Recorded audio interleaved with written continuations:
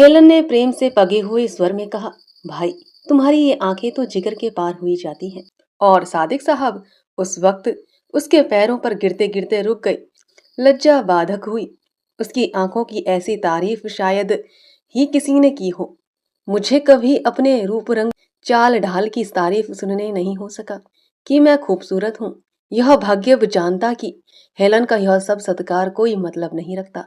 लेकिन अब मुझे भी यह बेचैनी होने लगी कि देखो मुझ पर क्या इनायत होती है। कोई बात ना थी, मगर मैं बेचैन रहा। जब मैं शाम को यूनिवर्सिटी ग्राउंड से खेल की प्रैक्टिस करके आ रहा था तो मेरे ये बिखरे हुए बाल कुछ और ज्यादा बिखरे हो गए थे। उसने आसक्त नेत्रों से देखकर फौरन कहा, तुम्हारी इन बिखरी हुई जुल्फों पर निसार होने को जी चाहता है। मैं निहाल हो गया। दिल में क्या क्या तूफान उठे कह नहीं सकता, मगर खुदा जाने क्यों हम तीनों में से एक भी उसकी किसी अंदाज या रूप की प्रशंसा शब्दों में नहीं कर पाता। हमें लगता है कि हमें ठीक शब्द नहीं मिलते। जो कुछ हम कह सकते हैं उससे कहीं ज्यादा प्रभावित है कुछ कहने की हिम्मत ही नहीं होती। 1 फरवरी हम दिल्ली आ गए।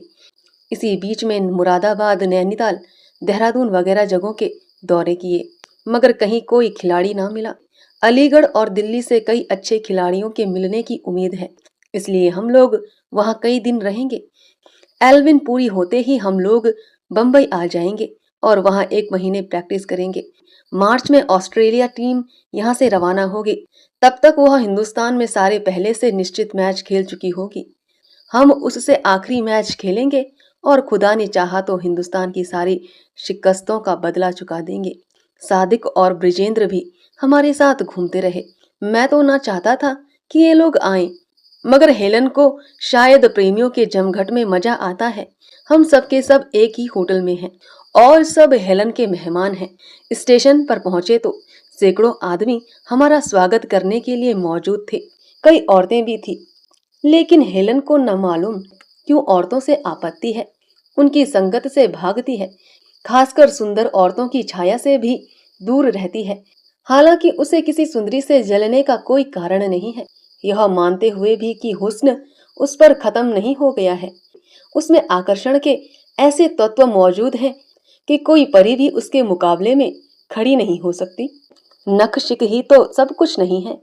रुचि का सौंदर्य, बातचीत का सौंदर्य, अदाओं का सौंदर्य भी तो कोई चीज है। प्रेम उसके दिल में है या नहीं खुदा जाने, लेकिन प्रेम के प्रदर्शन में वह बेजोड़ है। दिलजोई और नाच बरदारी के फन में हम जैसे दिलदारों को भी उससे शर्मिंदा होना पड़ता है।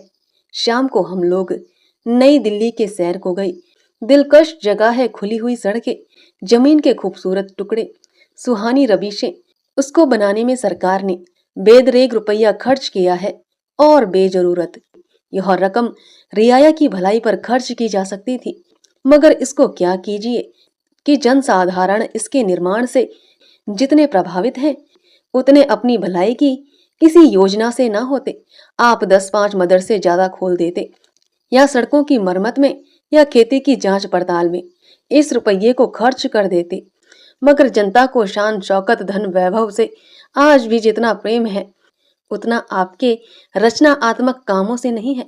बादशाह की जो कल्पना उसके रोम रोम में घुल गई है वह अभी सदियों तक न मिटेगी। बादशाहत के लिए शान शौकत जरूरी है, पानी की तरह रुपया बहाना जरूरी है। किफायतशार या कंजूस बादशाह चाहे वह एक एक पैसा प्रजा की भलाई के लिए खर्च करे, इतना लोकप्रिय नहीं हो सकता। अंग्रेज मनोविज्ञान के पंडित हैं। अंग्रेज ही क्यों, हर एक बादशाह जिसने अपने बाहुबल और अपनी बुद्धि से यह स्थान प्राप्त किया है स्वभावतः मनोविज्ञान का पंडित होता है। इसके बगैर जनता पर उसे अधिकार क्यों कर प्राप्त होता। खैर, यह तो मैंने यूं ही कहा। मुझे ऐसा अंदेशा हो रहा है शायद हमारी टीम सपना ही रह जाए। अभी से हम लोगों में अनबन रहने लगी है। विजेंद्र कदम कदम पर मेरा विरोध करता है। मैं आम कहूं तो वह अदबकार इमली कहेगा और हेलन को उससे प्रेम है।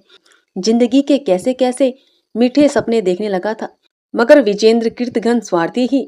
विजेंद्र मेरी जिंदगी तबाह किए डालता है। हम दोनों हेलन के प्रिय पात्र नहीं रह सकते, यह तय बात है। एक को मैदान से हटाना पड़ेगा। 7 फरवरी शुक्र है दिल्ली में हमारा प्रयत्न सफल हुआ। हमारी टीम में 3 खिलाड़ी जुड़े, जाफर, मेहरा और अर्जुन सिंह।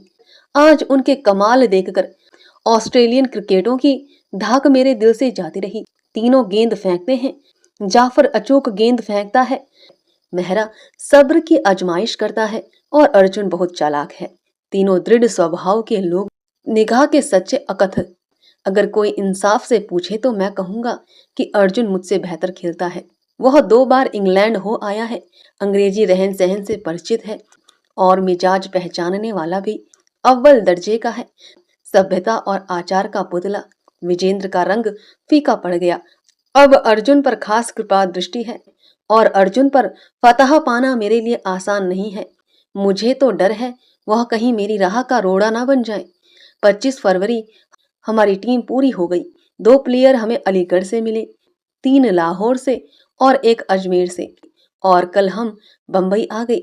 हमने अजमेर, लाहौर और दिल्ली में वहां की टीमों से मैच खेले और उन पर बड़ी शानदार फतह पाई। आज बंबई की हिंदू टीम से हमारा मुकाबला है और मुझे यकीन है कि मैदान हमारे हाथ रहेगा। अर्जुन हमारी टीम का सबसे अच्छा खिलाड़ी है और हेलन उसकी इतनी खातिरदारी करती है, लेकिन मुझे जलन नहीं होती। इतनी खातिरदारी तो मेहमान की जाती है। मेहमान से क्या डर। मजे की बात यह है कि हर व्यक्ति अपने को हेलन का कृपा पात्र समझता है और उससे अपने नाज उठवाता है।